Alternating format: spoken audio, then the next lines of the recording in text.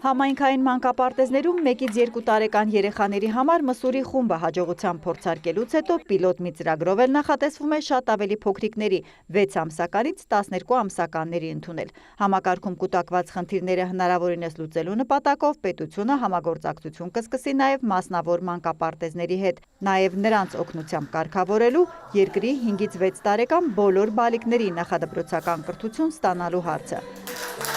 Այս նորություններով կրթության նախարարության ներկայացուցիչը միացավ մասնավոր նախադպրոցական հաստատությունների աջակցման ասոցիացիայի 5-ամյակի համաժողովին։ Եթե երեխան հնարավորություն չունի տեղերի բացակայության պատճառով պետական մանկապարտեզ հաճախել, բայց մասնավոր մանկապարտեզ հաճախելու հնարավորություն կա, նախատեսվում է համագործակցություն այն իմաստով, որ պետությունը կամ համայնքը վարձավճարի որոշակի մասը կփոխհատուցի եւ դրանով ավելի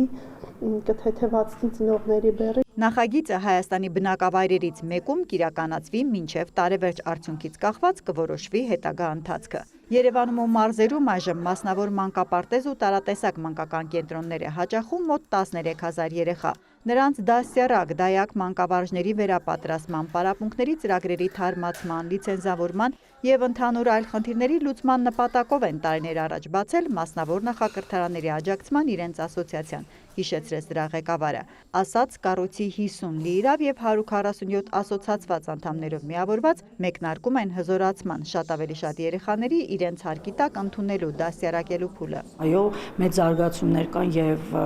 ուշադրությունը բավականին սևեռված է նախադպրոցական կրթության վրա, այնուամենայնիվ կրթությունից դուրս մնացած դեռ բազմաթիվ բալիկներ կան եւ մարզերում եւ նաեւ Երևանում եւ մեզ համար շատ կարեւոր է դառնալ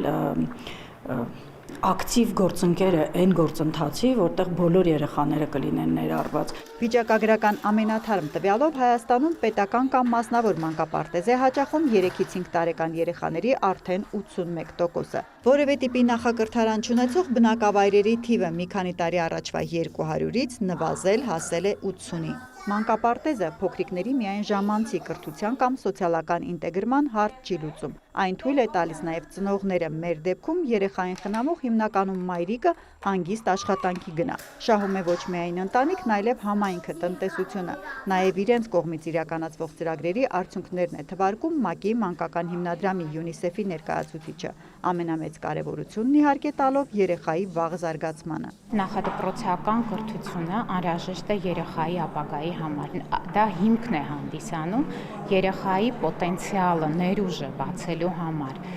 Եվ անհրաժեշտ է, որ մոտեցումները լինեն երեխայակենտրոն, ներառական եւ իհարկե ընտանիքների ներգրավվածությունը մեծ նշանակություն ունի։ Աշխատաժողովը շարունակվեց նախադպրոցական կրթության երաշխավորված այլընտրանքային հաջողված մոդելների ներկայացմամբ։ Հերմինե Բաղդասարյան, Հովհաննես Քյոսեյան լուրեր։